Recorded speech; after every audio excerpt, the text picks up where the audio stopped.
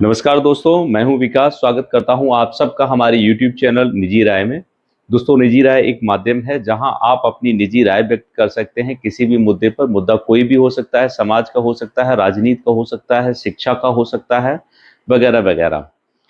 दोस्तों, आज हम बात करेंगे एक ऐसे विषय की जिस पर कोई नहीं बोलना चाहता है, खासकर पॉलिटिशियंस तो कतई नहीं बोलना चाहते हैं। उनको लगता है कि अगर हम इस मुद्दे पर बात करेंगे तो हमारी राजनीति पे बन आएगी, और वो मुद्दा है आरक्षण का। दोस्तों, एक छोटा सा उदाहरण लेते हैं। वो उदाहरण मेरे ही गांव का है। मेरे गांव में लगभग 60 परिवार जाटव समाज के रहते हैं, जो कि दलित हैं। और उन 60 परिवार की अगर हम आबादी को अगर मान लेते हैं कि वो 700-800 लोग हमारे गांव में रहते हैं, उन 700-800 लोगों में से आज तक किसी सिंगल व्यक्ति को जातिगत आधारित आरक्षण का लाभ नहीं मिला है।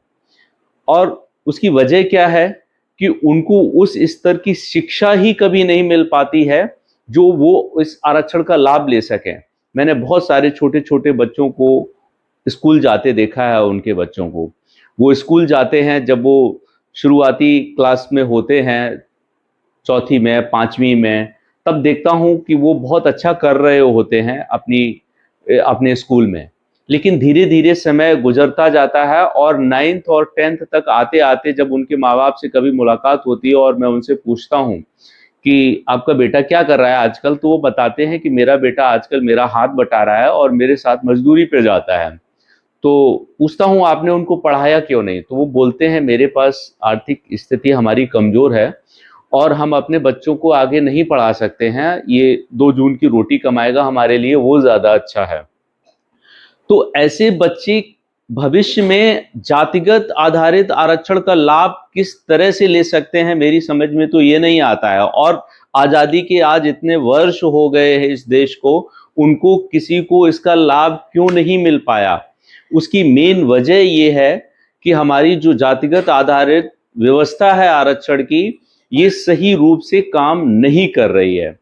तो कहने का मतलब ये है, मेरी जो निजी राय है इस मुद्दे पर, इसको किस तरीके से हम एलिमिनेट कर सकते हैं या इस आरक्षण को हम हटा सकते हैं बिना वाद विवाद किए, बिना ही किसी झगड़ा फसाद के हम इस आरक्षण को हटा सकते हैं। उसके लिए मेरी जो निजी राय है वो इस तरीके से है कि अगर इसी आरक्षण के समांतर इस देश में एक नया आर्थिक स्थिति के आधार पर आरक्षण लागू कर दिया जाए और लोगों से ये विकल्प मांगा जाए कि जो आप आर्थिक स्थिति के आधार पर आरक्षण को चुनना चाहते हैं या जातिगत आधारित आरक्षण को चुनना चाहते हैं।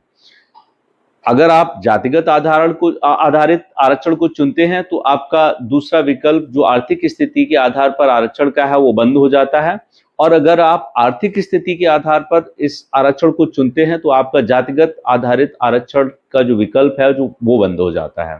मुझे लगता है इस देश की जो 80% आरक्षित आबादी है वो आर्थिक स्थिति के आधार पर आरक्षण को चुन लेगी।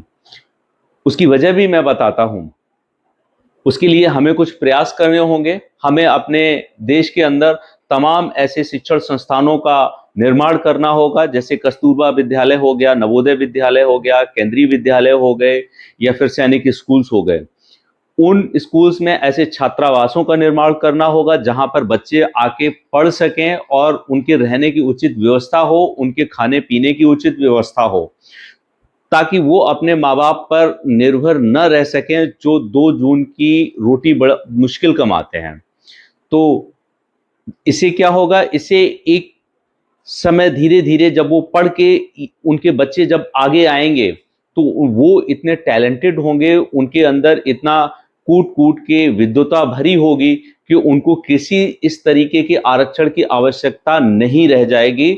और वो बच्चे आप सबके बच्चों के साथ में किसी भी कंपेटिटिव एग्जाम में compete कर पाएंगे हमारे बच्चों के साथ में।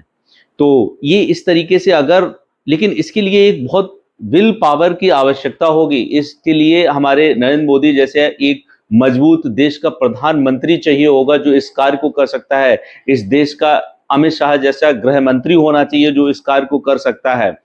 और आप देखेंगे कि इससे एक बहुत बड़ा सामाजिक बदलाव आएगा। ये आपसी जो भेदभाव जातियों में जो बनता चला जा रहा है, एक दूरी बनती चली जा रही है, ये कहीं ना कहीं कम होती नजर आएगी हम लोगों को। काफी दिनों से सोच रहा था, अभी आरक्षण का मुद्दा जो है इस समय बहुत गर्मजोशी से चल भी रहा है और उस पर कुछ न कुछ विचार भी सरकार को करना ही होगा। अदरवाइज जिस तरीके से जो सामान्य वर्ग हावी हो रहा है, और होना भी स्वाभाविक है, वो क्यों ना हो, वो अपने हक की लड़ाई क्यों न लड़ें। भाई इस देश में सबका हक बराबर है और सबको बराबर का हक मिलना ही चाहिए। अगर आज़ादी के 70 वर्षों बाद भी अगर हमें इस तरीके का लाभ नहीं मिल पा रहा है, आरक्षित जातियों को नहीं मिल पा रहा है, तो उस पर पुनर्विचार होना ही चाहिए। और बस इसी के साथ में मैं बहुत ज़्यादा नहीं कहूँगा, मैं आप सबसे इस वीडियो के अंत में एक रिक्वेस्ट करूँगा कि अगर मेरी निजी राय आपको पसंद आती है तो आप इस वीडियो को अधिक से अधिक शेयर करिएगा, ताकि ये हमारी जो बात है वो प्रधानमंत्री नरेंद्र मोदी तक और गृह मंत्री अमित शाह जी तक पहुंच जाए। और इस वीडियो को आप जो है शेयर करेंगे और हमारे इस जो चैनल है निजी राय उसको सब्सक्राइब जरूर करेंगे। और बहुत बहुत धन्यवाद आप सभी का। नमस्कार।